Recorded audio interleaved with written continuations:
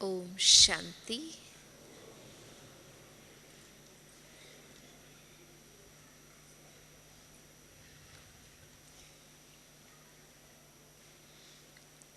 शांतिवन के diamond hall में बाबा के बेहद परिवार का साक्षात्कार होता है। हम देख रहे हैं बाबा के काफ़ी बच्चे प्यारे बाप दादा से मिलन मनाने के लिए पहुंच गए हैं।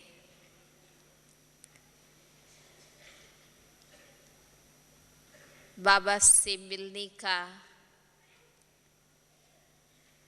और दादियों से मिलने का इस पवित्र परिवार के आपस में मिलने का जो आनंद है और जो सुख है वो ही हमें प्रतिवर्ष खींच कर ले आता है मधुबन में। और सभी भाई बहनें जहाँ भी हैं अपने लक्ष्य को लेकर के चल रहे हैं। सबको पता है कि ज्ञान और योग, धारणा और सेवा, ये 4 सब्जेक्ट के पुरुषार्थ द्वारा हम प्रैक्टिकल में कर्मातीत स्थिति को पाना चाहते हैं। आज की साकार मुरली में भी बहुत सूक्ष्म रूप से उनका स्पष्टीकरण था कि ऐसी अवस्था हम प्राप्त करना चाहते हैं जहाँ सुख और दुख से हम न्यारे हों, कर्मातीत स्थिति माना कर्मों के हिसाब से परे स्थिति को हम पाना चाहते हैं। तो उसमें 2 बात आएंगी। कर्मातीत स्थिति पाने से पहले विकर्माजीत बनना, इस लक्ष्य को हमें प्राप्त करना होगा कि इस ईश्वरीय जीवन के अंदर, इस अलौकिक ब्राह्मण जीवन के अंदर अब कोई विकर्म ना हो, कोई भूले ना हो, कोई छोटे मोटे पाप और अवज्ञा ना हो।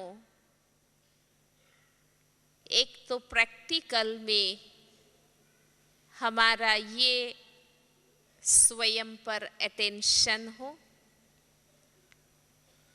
ताकि नए कोई कर्मों का हिसाब न बने।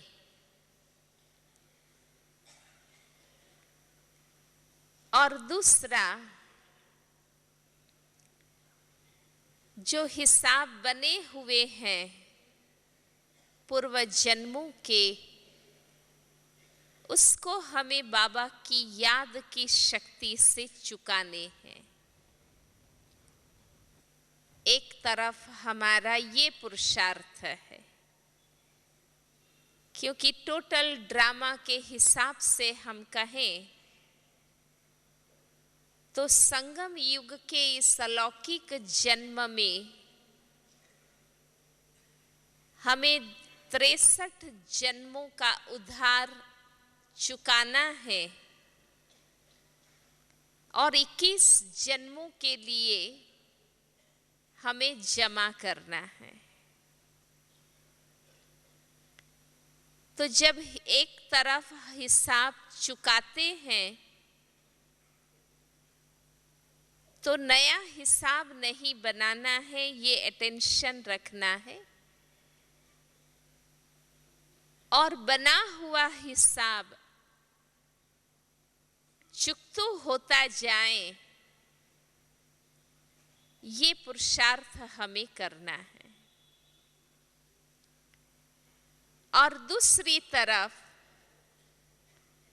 हमें ऐसे श्रेष्ठ और सत कर्म करने हैं। और दूसरा ध्यान ये रखना है कि वो सत कर्म हम ऐसी स्थिति से करें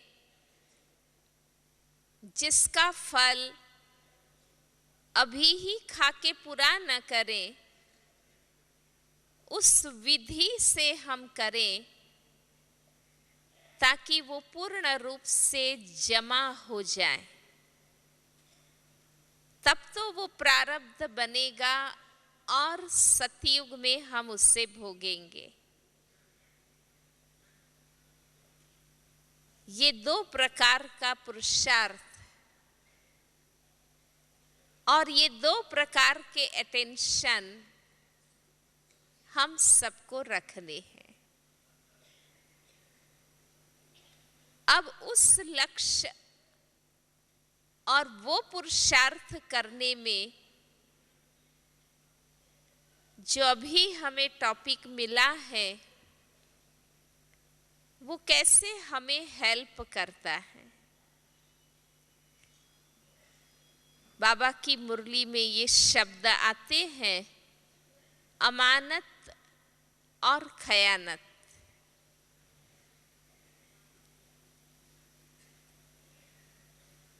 अलौकिक जन्म जब हम लेते हैं तो इस मर्जीवे जन्म में, ब्राह्मण जीवन में अमानत किस रूप से है। सबसे पहली बात ये है कि ब्राह्मण जीवन बाबा से हमें प्राप्त होता है, ब्रह्मा मुख से। ये अलौकिक जन्म हम सभी प्राप्त करते हैं। इसलिए हम सभी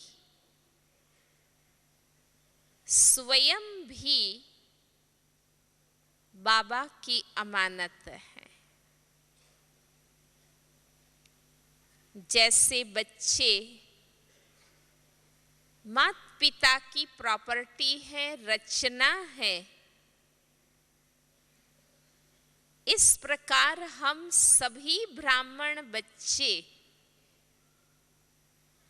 बाप दादा की प्रॉपर्टी है, रचना है। हम उनकी अमानत, उनकी संपत्ति है। इसलिए हमारे मन और बुद्धि पर बाबा का अधिकार है। तो हमें सदा ये लक्ष्य रहे, ये अटेंशन रहे कि इस मन और बुद्धि पर अब और कोई देहधारी का अधिकार नहीं है। क्योंकि बाबा के हम प्रॉपर्टी हैं, बाबा के बच्चे हैं, बाबा से अलौकिक जन्म हमें मिला है। तो हमारी ये सूक्ष्म शक्तियां जो है, मन और बुद्धि, वो बाबा की है। इसलिए बाबा के मन के लिए ये आदेश है कि मन मना भव।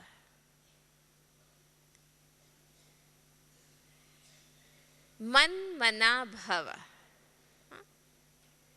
ये मन के लिए आदेश है कि मन से हमें क्या सोचना है,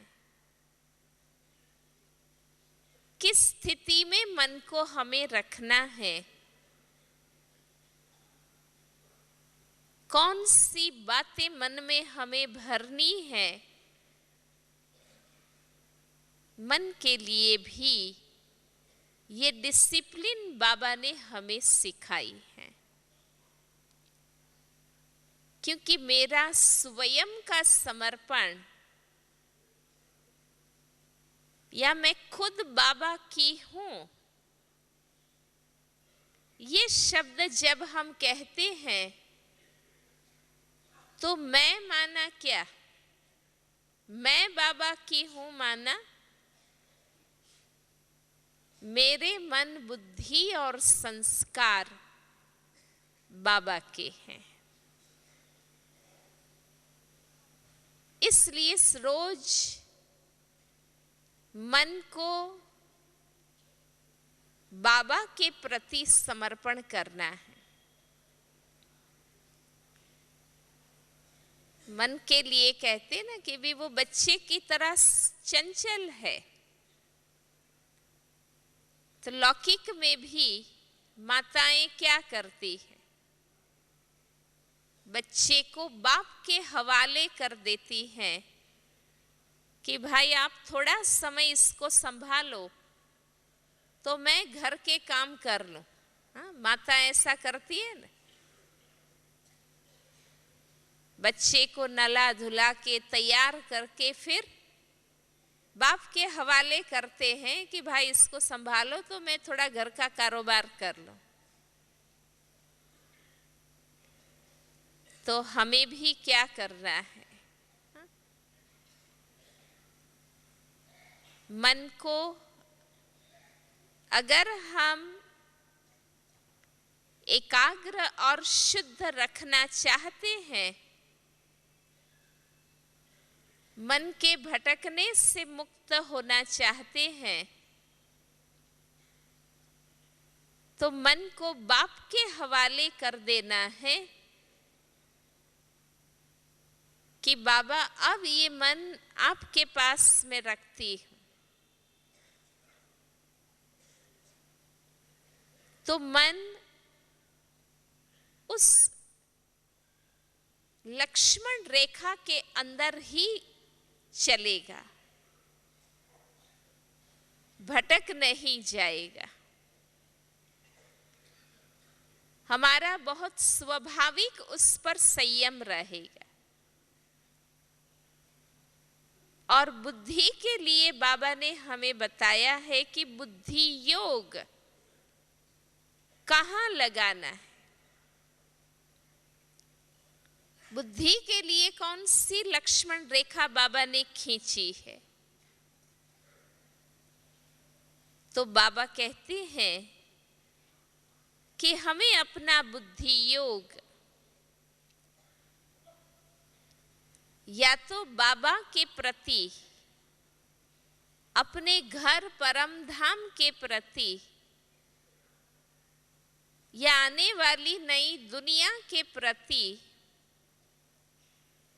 या वर्तमान संगम युग के प्रति बुद्धि योग लगाना है। बाबा ने कहा है ना कि बुद्धि का लंगर अब कलियुगी दुनिया से हटाकर नई दुनिया की ओर लगाना है। इस लोक से हटाकर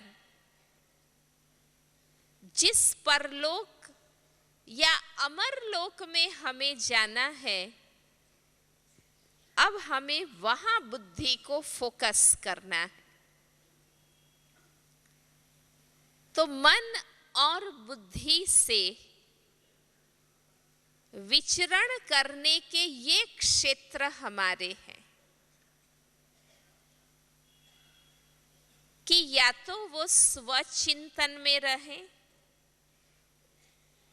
या बाबा की स्मृति में रहे। और अगर हमें संसार और व्यक्तियों के लिए सोचना है तो वो शुभ चिंतन के रूप में चले। ये है हमारी ज्ञानेंद्रियां या हमारी सूक्ष्म शक्तियां, उसके लिए बाबा की आज्ञा है।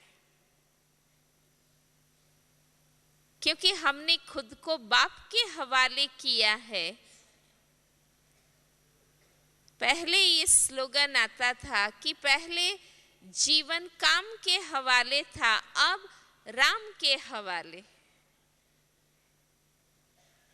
और जब बाप के हवाले ये जीवन है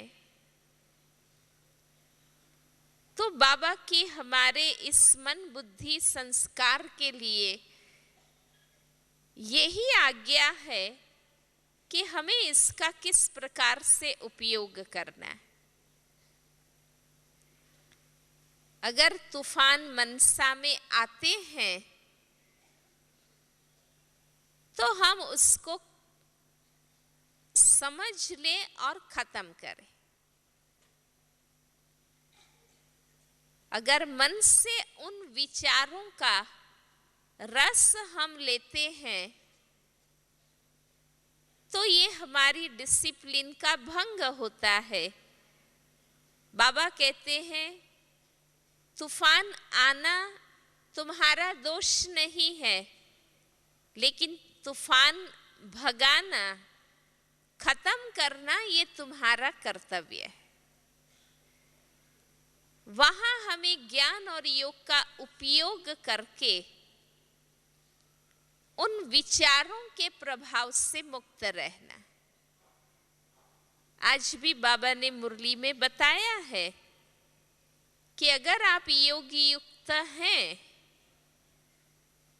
अपनी अशरीरी आत्माभिमानी स्थिति में हैं, तो कोई आपके सामने ऐसे विचार कर नहीं सकता। और अगर वो करता है तो उसका प्रभाव आपके ऊपर नहीं पड़ेगा। पर ये शर्त कि हम अपने मन बुद्धि का उपयोग बाबा के आदेश और श्रीमत के अनुसार करें। और संस्कारों के लिए बाबा हमें ये स्मृति दिलाते हैं कि अनादि आदि परम पवित्र और शुद्ध स्वरूप आप आत्माएं हैं। तो ये हमारी स्मृति में बार बार रहे कि मुझ आत्मा के अनादि अविनाशी संस्कार या स्वभाव या गुण धर्म कौन से हैं।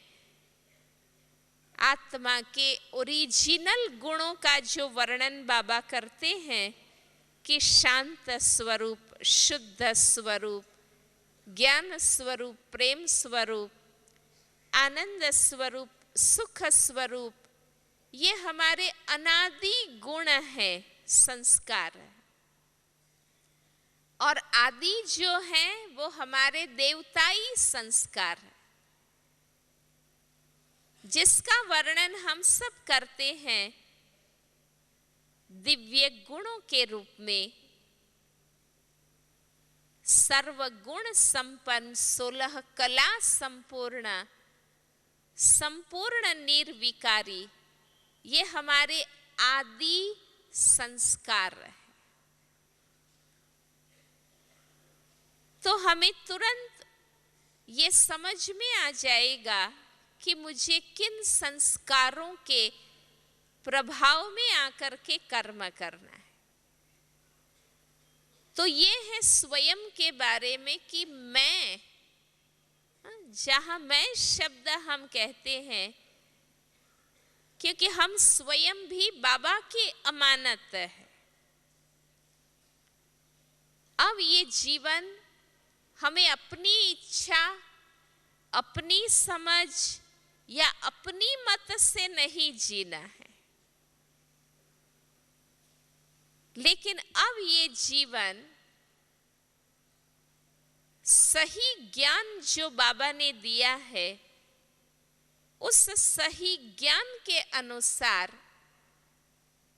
अपनी मनमत अनुसार नहीं लेकिन श्रीमत अनुसार,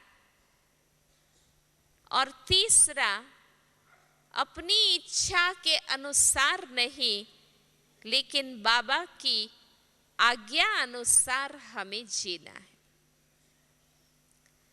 तो स्वयं को जब बाबा की अमानत हम समझते हैं, तो हम अपने मन बुद्धि संस्कार का उपयोग बाबा ने जो श्रीमत दी है, जो समझ दी है, जो आज्ञाएं दी है, उस अनुसार हम करेंगे।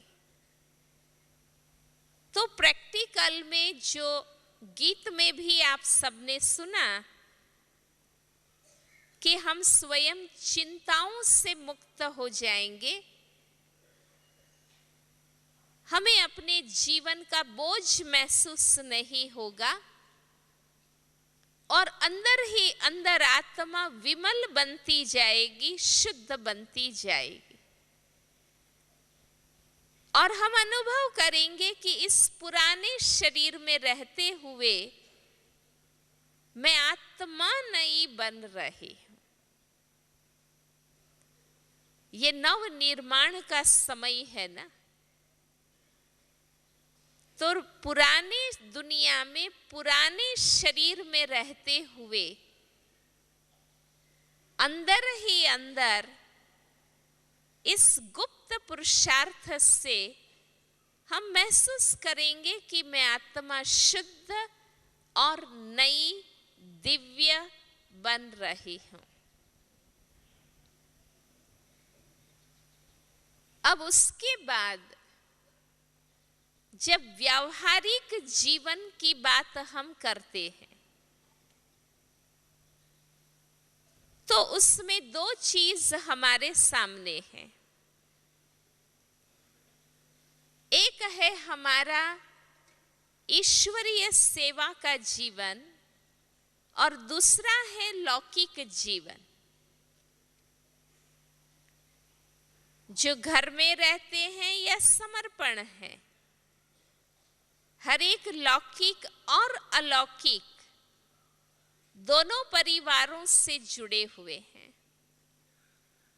और ये हम समझ लें कि लौकिक, अलौकिक और पारलौकिक तीनों कर्तव्यों को संपन्न करेंगे, तीनों पिताओं के प्रति अपने फर्ज को अदा करेंगे, तब हम कर्मातीत बन सकते हैं। तो लौकिक व्यवहार में भी पहले जहां हम मालिक बन के जीवन जीते थे, अपनी गृहस्थी, अपनी रचना समझ करके जीवन जीते थे, वहां बाबा ने हमारा दृष्टिकोण अब बदल दिया है कि अब ये मेरी गृहस्थी नहीं है, क्योंकि मैं भी बाबा का हूं। तो जो मेरी रचना है, मेरा जो परिवार है और मेरी जो प्रवृत्ति है, वो भी अब बाबा की है। जैसे निमित्त बहनें, समर्पित बहनें एक सेवा केंद्र को संभालने के लिए निमित्त हैं, इस प्रकार आप इस गृहस्थी को चलाने के लिए, या ये जो 5, 6, 10, 50 आत्माएं हैं, उनकी संभाल के लिए निमित्त है। बाबा कहते हैं कि जहाँ बच्चों की पालना और संभाल करते हैं, तो आप ये दृष्टि रखें कि बाबा ने हमें इन ठाकुरों की पूजा के लिए रखा है। हाँ, जैसे भक्ति मार्ग में कृष्ण के बाल स्वरूप की पूजा करते हैं, ठाकुर की सेवा उससे कहते हैं, तो बाबा ने हमें ये दृष्टि दी कि ये बच्चे भी बाबा के हैं, ये रचना भी बाबा की।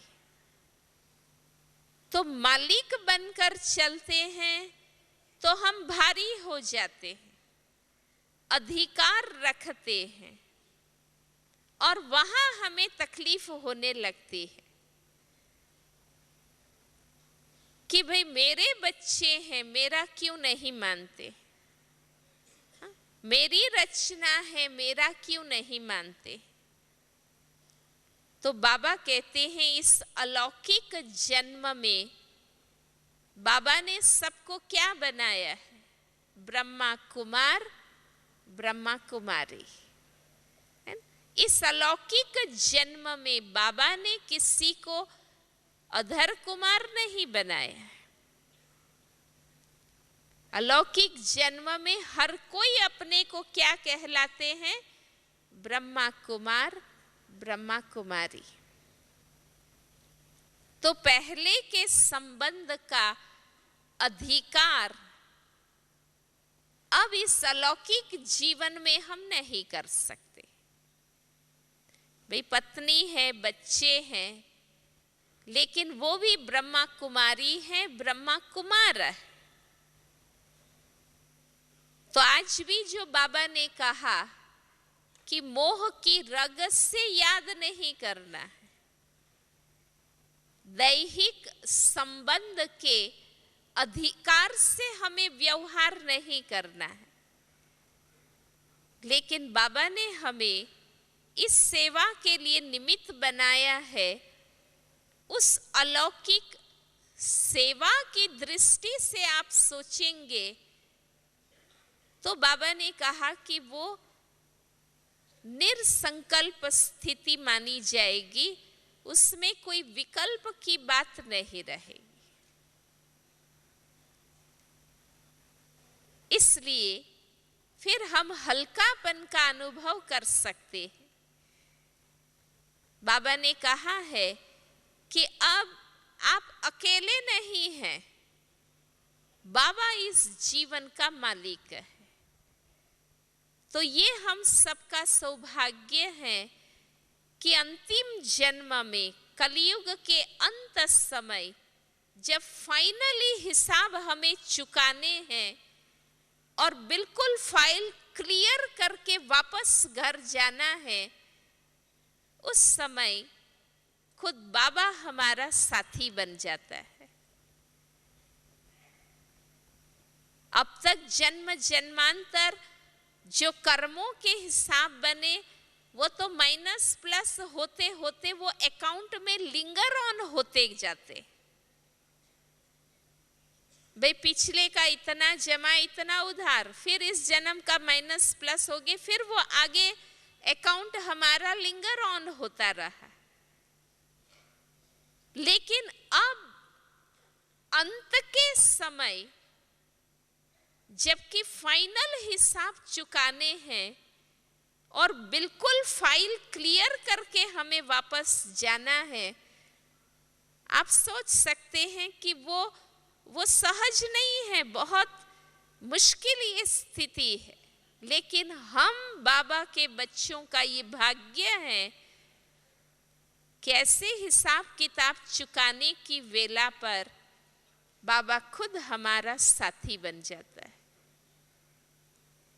और इसलिए आत्मा में हिम्मत रहती है, धीरज रहती है कि चलो जो भी हिसाब किताब है वो मुझे चुकाने हैं, लेकिन बाबा का प्यार, बाबा की शक्ति, बाबा की शुभ दृष्टि मेरे साथ है।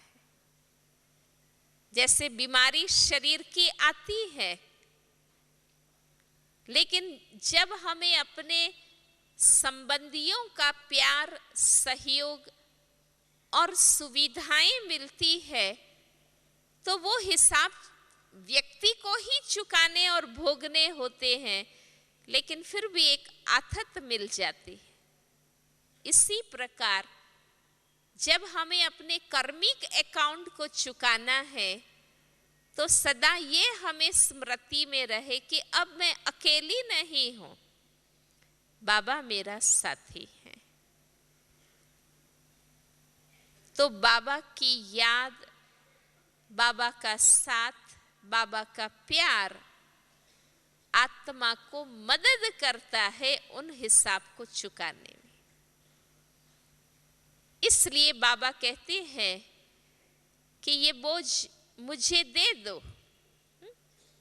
अब मालिक बनकर नहीं, लेकिन ट्रस्टी बनकर, निमित्त और न्यारे होकर उसी परिस्थिति पर आप सोचेंगे तो आप भारी भी नहीं होंगे और सॉल्यूशन भी जल्दी मिल जाएगा। मान लो एक परिस्थिति मेरे सामने है, पर अगर मैं उस परिस्थिति के प्रभाव में हूं, क्यों हुआ, कैसे हुआ, मेरे साथ ऐसा क्यों हुआ, किसने ऐसा किया, उसने ऐसा क्यों किया, उस प्रकार अगर मैं उस परिस्थिति के प्रभाव में हूं, तो मैं भारी भी बन जाऊंगी और परिस्थिति मई मेरा चिंतन होने के कारण न मुझे उसका कारण समझ में आएगा, न निवारण मुझे समझ में आएगा, क्योंकि आप उसी में डूबे हुए और उसी में मई होकर के सोच रहे। लेकिन उस परिस्थिति में जब आप डिटैच हो जाते हैं, ट्रस्टी बन जाना माना न्यारा हो जाना, अनासक्त हो जाना, अनासक्त होना माना डिटैच हो जाना। तो जब आप न्यारे बनकर और बाबा से जुड़कर फिर उस परिस्थिति को जब देखते हैं, आप अनुभव करेंगे कि तुरंत कारण भी मिल जाएगा कि ये बात मेरे सामने क्यों आई है, उस व्यक्ति ने मेरे साथ ऐसा क्यों किया है, और तुरंत हमें उसका निवारण भी समझ में आएगा कि इस बात को मुझे कैसे पार करना है। तो हमेशा बाबा से हम ये बात करते रहे कि बाबा, ये जो कुछ है लौकिक रूप से भी जो हिसाब है, संबंध है, जो सिचुएशन मेरी है, अब मैं आपका हूं और मेरा ये सिचुएशन भी आपका है। तो बाबा कहते हैं ना कि जैसे कोई व्यक्ति खुद गठड़ी लेके चल रहा हो और उससे ये ऑफर मिल जाए कि भाई आप बोझ उठा के चल रहे हैं, आप मेरी गाड़ी में बैठ जाइए, तो उससे कितना राहत महसूस होगा। लेकिन वो हंसी में कहानी बताते हैं ना कि एक गांव का व्यक्ति गठड़ी लेके चल रहा था, एक व्यक्ति उससे ऑफर करती है कि भाई आप गाड़ी में बैठ जाओ, वो बैठ जाता है, लेकिन बैठने के बाद भी गठड़ी सिर पर ही रखता है। तो वो व्यक्ति कहता है कि भाई अब तो आप गाड़ी में बैठे ना, अब तो गठड़ी बाजू में रख दीजिए। तो वो कहता है कि नहीं, मेरी गठड़ी है ना। तो जब तक वो मेरापन नहीं जाता है, तब तक हमें बोझ लगता है और हम हल्के नहीं हो सकते हैं, हम राइट परख नहीं सकते, राइट डिसीजन नहीं ले सकते, क्योंकि अटैचमेंट के प्रभाव में बुद्धि है, इसलिए राइट नहीं समझ में आएगा। तो देखो बाबा हमारा कुछ भी हमारा लेता नहीं है। भक्ति में तो हम गाते थे ना, बाबा ने हमें वायदे याद कराए थे ना कि तुम क्या वायदे करते थे कि तेरा तुझको अर्पण क्या लागे मेरा, है ना। भक्ति से ये समर्पण भाव सिखाया जाता है, लेकिन वहां डायरेक्ट भगवान नहीं है, इसलिए प्रैक्टिकल समर्पण भाव आता नहीं है। लेकिन अब तो सन्मुख भगवान आए हैं। बाबा कहते ना अब ये डायरेक्ट समर्पण का समय। भक्ति में तो तुम इनडायरेक्ट करते थे, देवताओं के आगे, पुजारियों के आगे, गुरुओं के आगे, लेकिन अब हमारा डायरेक्ट समर्पण है क्योंकि सन्मुख में बाबा आए। तो जब बाबा के हवाले करते हैं तो हमारा विवेक स्पष्ट रहता है, निर्णय यथार्थ हम कर सकते। तो ये है प्रैक्टिकल ट्रस्टीशिप कि अब जो भी रिलेशन है, जो भी साधन है और जो भी धन है, उसका उपयोग मुझे श्रीमत के अनुसार करना है। तब कहेंगे कि सचमुच हमने अमानत के रूप में, क्योंकि मालिक बाबा है और बाबा ने अपने तरफ से अब मुझे निमित्त बनाकर उसके संचालन का कार्य दिया है। ये प्रैक्टिकल में तब कहा जाएगा जब उन संबंधों से व्यवहार और साधनों का उपयोग श्रीमत के अनुसार हम करते। समझो पत्नी से व्यवहार है, माँ बाप से व्यवहार है, भाई बहनों से व्यवहार है, लेकिन ये रिलेशन अब बाबा के तरफ से मुझे मिले हैं। मैं अपने पर्सनल हिसाब किताब से रिएक्ट नहीं करूं, लेकिन बाबा ने क्या सिखाया है उस श्रीमत से मैं व्यवहार करूं, तो कहेंगे कि हम ट्रस्टी। मान लो किसी ने मेरा अपमान किया, किसी ने मेरे पर गुस्सा किया, उस समय मैं अपने आप को ये पक्का कराऊं कि उनका ये व्यवहार अब सिर्फ मेरे से नहीं है, क्योंकि मैं केवल अपने हिसाब किताब से इनके साथ नहीं जुड़ी हूं। अब मैं बाबा के तरफ से उनके साथ व्यवहार में हूं, इसलिए ये मेरे पर नहीं, बाबा से भी ये गुस्सा कर रहा है। इसलिए मुझे मेरे से गुस्सा किया सोचकर मुझे अपने संस्कार से रिएक्ट नहीं करना है, लेकिन बाबा मेरे स्थान पर होता तो बाबा कैसा व्यवहार करता, बस वो बुद्धि में लाकर मुझे व्यवहार करना है। तो नया हिसाब बनेगा नहीं, और पुराने हिसाब जिसके कारण उसने मेरे पर गुस्सा किया, क्योंकि उस व्यक्ति ने मेरे से ही गुस्सा क्यों किया, हिसाब है ना कोई, उसका ऐसा व्यवहार मेरे साथ ही ऐसा क्यों हुआ।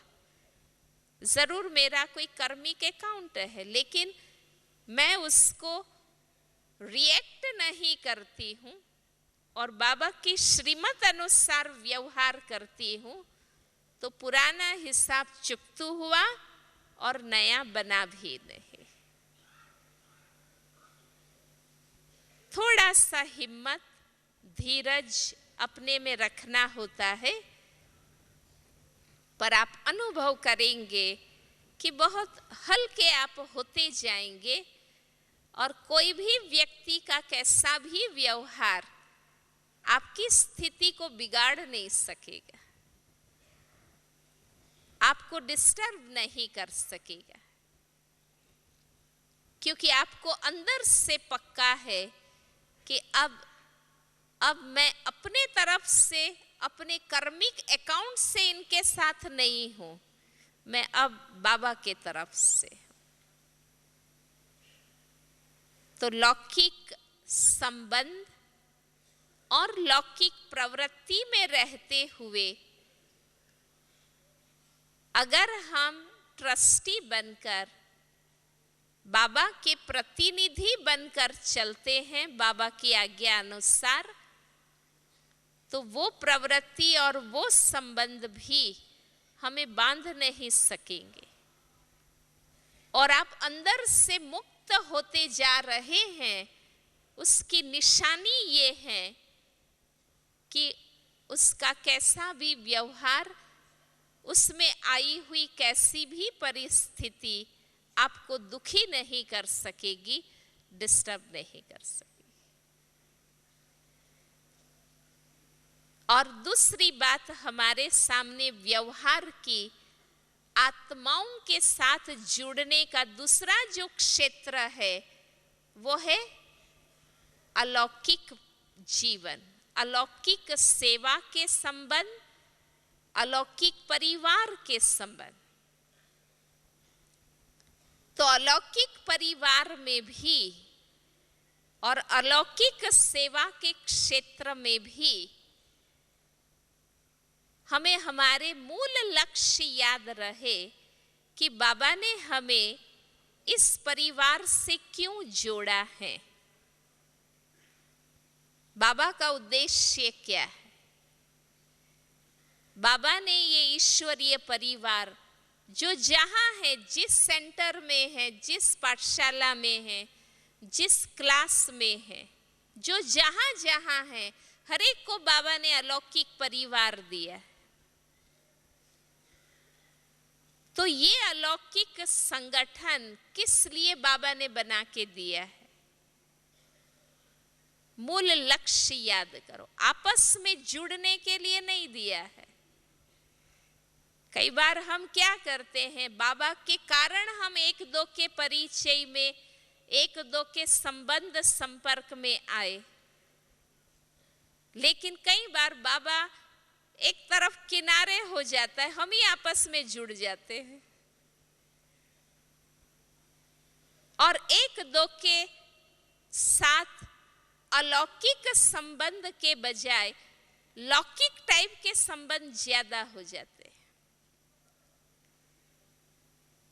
बाबा ने हमें ये ईश्वरीय परिवार और ये ईश्वरीय सेवा की प्रवृत्ति दो लक्ष्य से दी है।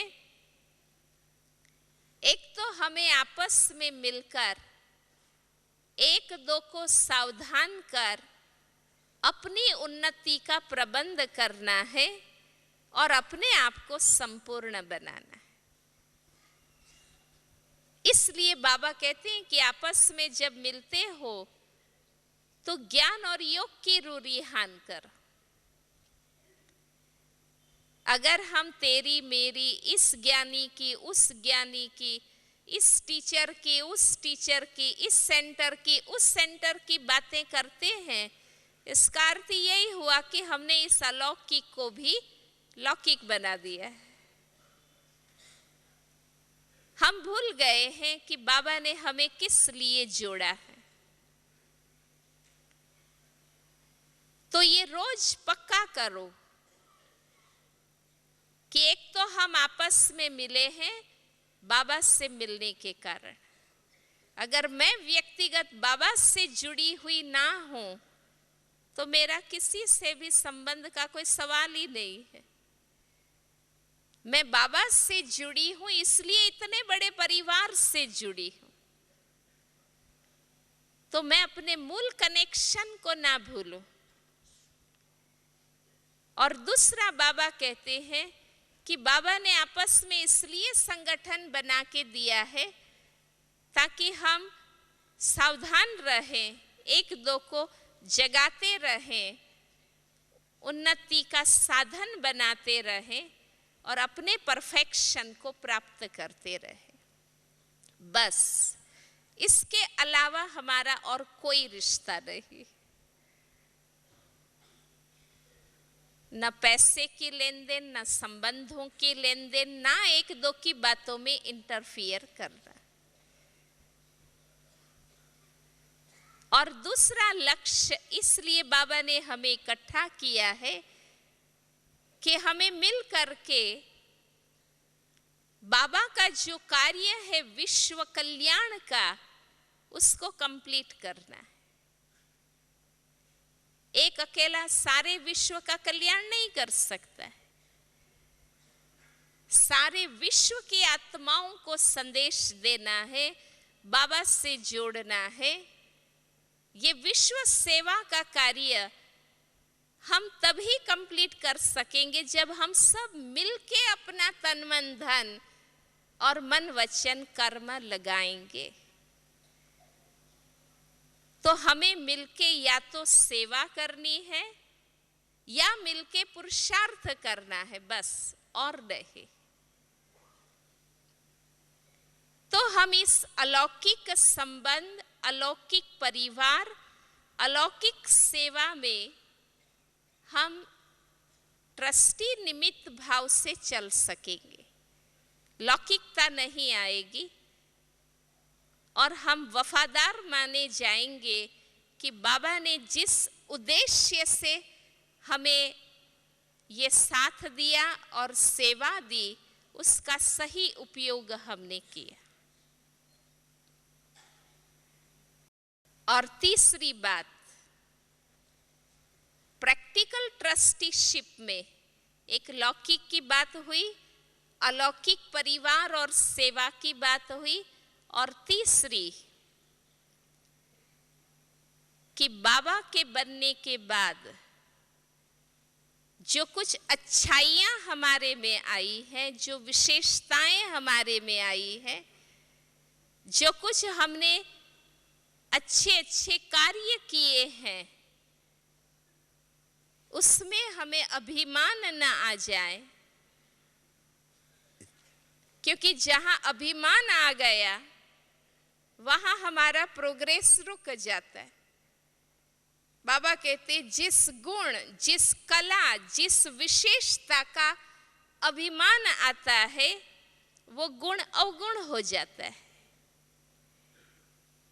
इसलिए बाबा हमें पक्का कराते हैं कि इस अलौकिक जीवन में हम कितने भी गुणवान बन जाएं, विशेष आत्मा बन जाएं, सेंटर के अनन्य बन जाएं, मुख्य निमित्त बन जाएं, सर्विसेबल बन जाएं, महारथी बन जाएं, बहुत ही कला और विशेषता वाले बन जाएं, लेकिन हमें ये याद रहे कि हमें बाबा ने ये विशेषताएं दी। बाबा हमें हर सीजन में ये याद कराते कि विशेषताएं प्रभु देन है, ये भगवान की देन है। कोई ये सोच सकता है कि मेरे में तो ये विशेषता पहले से ही थी, ऐसे नहीं है कि मैं ज्ञान में आया तब मेरे में ये विशेषता आई, मैं पहले से ही ऐसा था। लेकिन आप सूक्ष्मता से सोचिए कि अगर पहले से ही वो गुण हमारे में थे, लेकिन गुण को भी डिविनाइज बाबा करता है, गुण को भी परिपूर्ण, गुण में भी परफेक्शन बाबा लाते। मान लो मेरे में पहले से ही शांति में रहने का गुण है, लेकिन रियल शांति किसको बाबा कहते? सोल कॉन्शियस बनने को। रियल शांति जिसमें आनंद भी समाया हुआ हो, तो वो शांति के गुण की परिपूर्णता या शांति के गुण का डिविनाइजेशन वो भी तो बाबा करते हैं। इसलिए साकार मुरली में बड़े सहज शब्दों में बाबा कहते हैं कि अगर पहले से ही बुद्धिवान थे तो उतरती कला क्यों हुई? उतरती कला क्यों हुई? जो तुम्हारे ताज, तिलक और तख्त थे वो तुमने क्यों गंवाए? अमीर चंद से फकीर चंद क्यों बने? बहुत बुद्धि थी तो देवाला क्यों मारा? बाबा कहते हैं ना। तो सद्बुद्धि, सत्य बुद्धि, दिव्य बुद्धि बाबा देते हैं ना। इसलिए बुद्धि भी बाबा ने दी है, ज्ञान भी बाबा देते हैं, सेवा बाबा की है, क्षेत्र बाबा के हैं।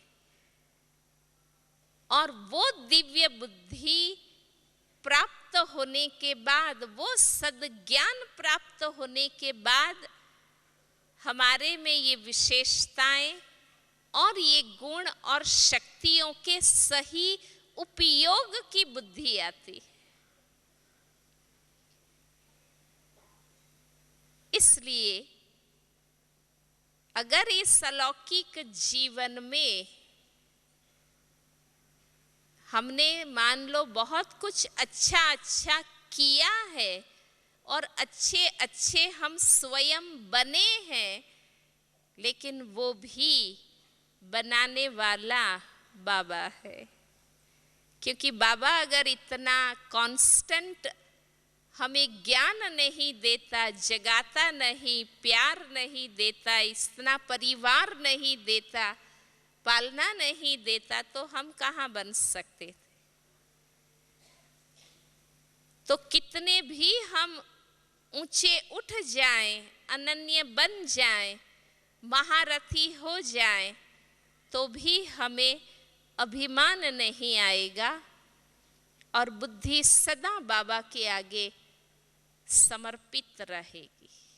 और इसलिए ज़रूरी है कि रोज हम बाबा के सामने बैठे, संगठन में महावाक्य सुने, रोज बाबा की याद की प्रैक्टिस करें। हमने एक बार कुंभ मेले में ये देखा था। सारा दिन कुंभ मेले में हम सेवा में रहते थे और रात को हम कुंभ मेला देखने जाते थे। तो हमने देखा कि सभी पंडाल में सभी साधुओं के जो अपने अपने टेंट लगते थे, दिन भर वो साधु खुद प्रवचन करते थे और रात को भजन होते थे और उसमें वो खुद सुनने के लिए बैठते थे।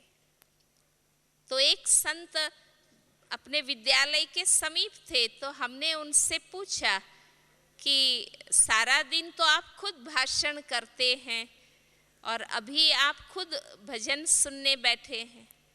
तो उसने हमें बहुत अच्छी बात बताई कि सारा दिन हम भाषण करते हैं, ज्ञान सुनाते हैं, तो हो सकता है हमारे में अभिमान विकसित हो, पर रात को जब हम भजन सुनते हैं और उसमें भगवान के आगे समर्पण भावना की बातें सुनते हैं कि भजन करने वाले मंच पर बैठते हैं और हम साइड में बैठ के सुनते हैं, तो नम्रता का बैलेंस बना रहता है।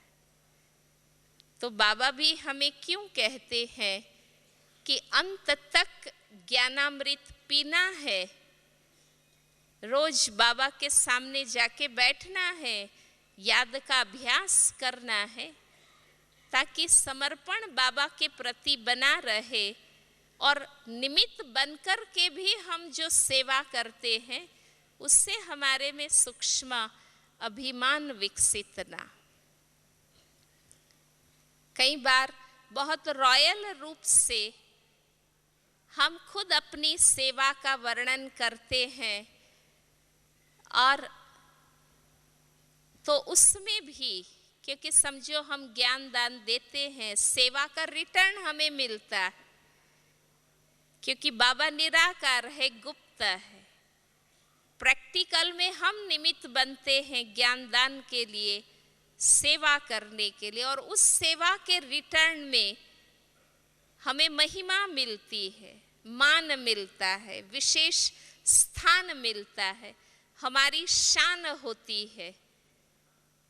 तो वो स्वीकार अगर हम करते हैं, अंदर से थोड़ा भी हमें वो आता है, तो वो हमारा अमानत में निमित्त भाव नहीं रहा है ना।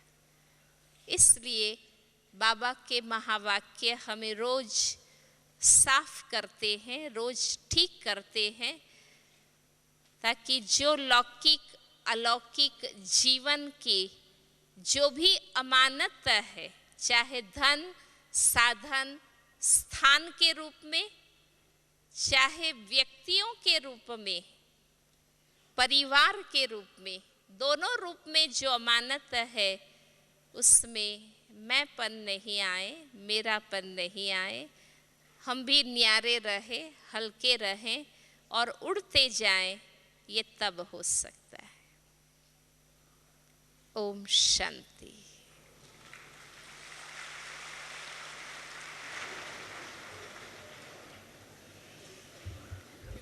ओम शांति।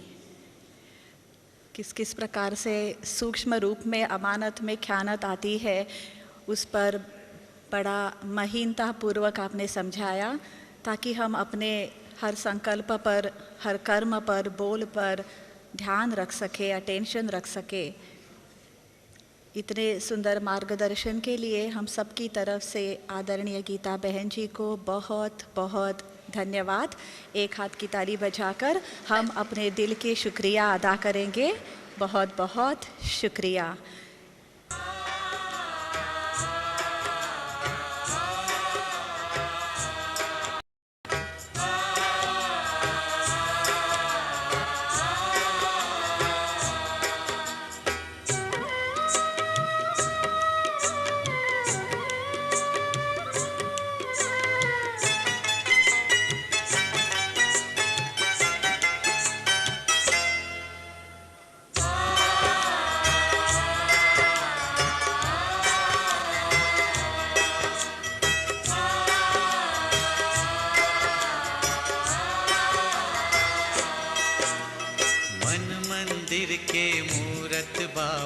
रख लूं दिल के साथ तुम्हें, मन मंदिर के मूरत बाबा, रख लूं दिल के साथ तुम्हें। ऐ मेरे मन मीत सुना दूं अपने मन की बात तुम्हें, मन मंदिर के मूरत बाबा, रख लूं दिल के साथ तुम्हें, मन मंदिर के मूरत बाबा, रख लूं दिल के साथ तुम्हें।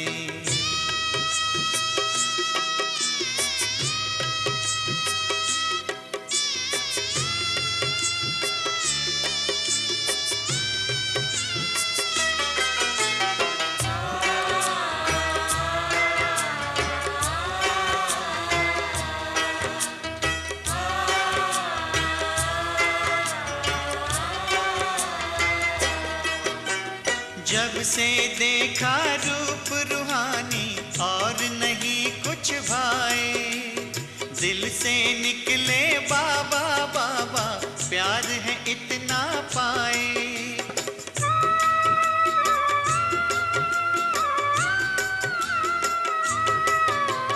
जब से देखा रूप रूहानी और नहीं कुछ भाए, दिल से निकले बाबा बाबा, प्यार है इतना पाए। अब तो आंखें कहती बाबा, देखूं बस दिन रात तुम्हें, मन मंदिर के मूरत बाबा, रख लूं दिल के साथ तुम्हें, मन मंदिर के मूरत बाबा, रख लूं दिल के साथ तुम्हें।